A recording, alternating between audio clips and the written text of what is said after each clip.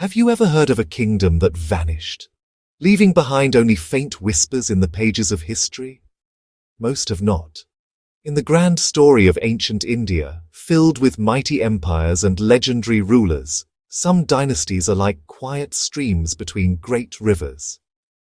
The Kanva Dynasty is one such stream.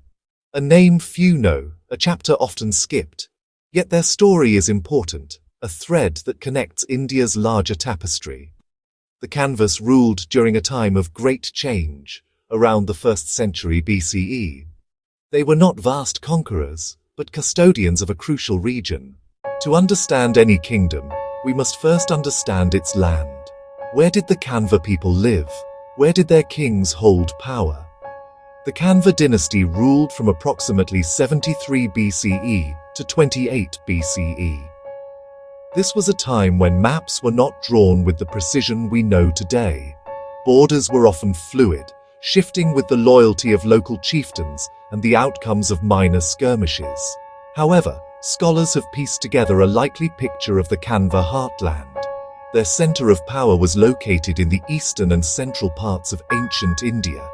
It was a region known as Magadha, with its capital likely at Pataliputra, a city that had been the heart of earlier, greater empires.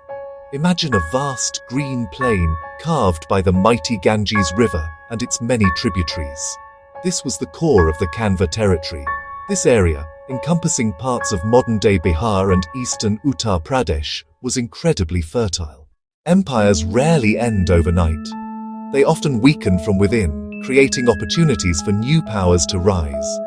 This is the story of how the Kanva dynasty came to be. Before the Kanvas, the region was ruled by the Shunga Dynasty. The Shungas themselves had come to power after the decline of the great Mauryan Empire.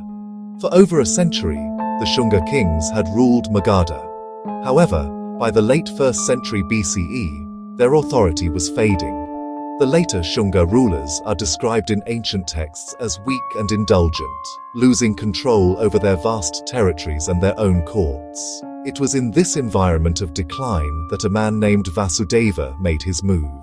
According to the Puranas, ancient Hindu texts that contain genealogies of kings, Vasudeva was a minister, or amatya, serving the last Shunga king, Devabhuti. The story goes that Devabhuti was a licentious ruler, and Vasudeva, seeing an opportunity, conspired to overthrow him.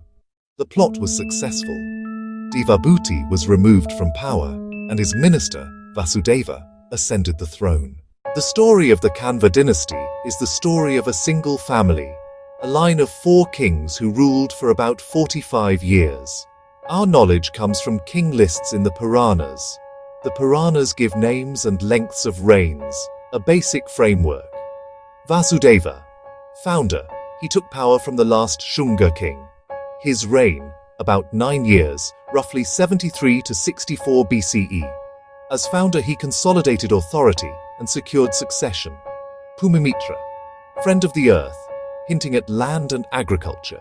His reign, about 14 years, roughly 64 to 50 BCE. He faced challenges holding the kingdom together, managing relations with neighboring rulers, running internal administration, taxes and order. Coins with Bhumimitra's name have been found. Narayana. He ruled about 12 years, around 50 to 38 BCE. Trade was the lifeblood of the Kanva kingdom. Really? While the kings and their courts managed politics, it was the merchants, artisans and farmers who powered the economy. The kingdom's location on the Gangetic Plain was a tremendous advantage. This area was a natural corridor for commerce. Goods traveled along the great river systems and on overland roads that had been used for centuries. Traders moved essentials like grain, salt, textiles, as well as luxury items such as spices, precious stones, fine metalwork. Bustling markets in cities like Pataliputra would have been vibrant places, filled with the sounds of bargaining and the sights of goods from across the region. The culture of the Kanva period was a rich blend of traditions that had been developing for centuries. It was not a time of radical new innovations, but of continuation and subtle evolution. Religion was a central part of life for everyone, from the king to the common farmer. Hinduism, the early Brahmanical traditions that would evolve into modern Hinduism, were prominent. However, the region was also home to flourishing communities, Buddhists, Jains. These different belief systems coexisted, and people were likely free to follow the path they chose. To truly understand the Kanva dynasty, we must look beyond the kings and courts and imagine the lives of the ordinary people. The vast majority of the population were farmers. Their lives were governed by the seasons and the rhythm of the land. They lived in small villages, often clustered together for safety and community.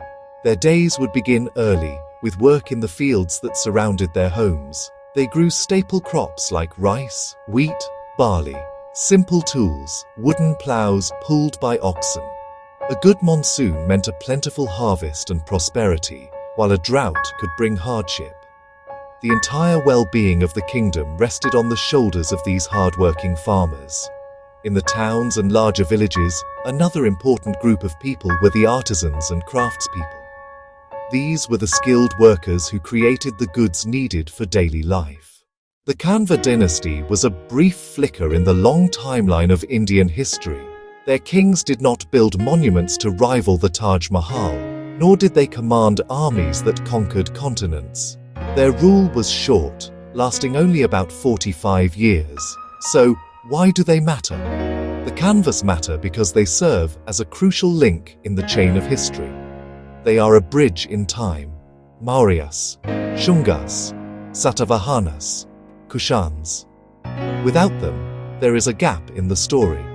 Studying the Kanvas shows how political power transitioned in ancient India. Their rise was not a foreign invasion, but an internal takeover, a minister replacing his king. Their fall was conquest by a stronger, expanding neighbor.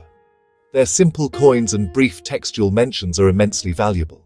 The Kanvas's importance is not size or strength, but position.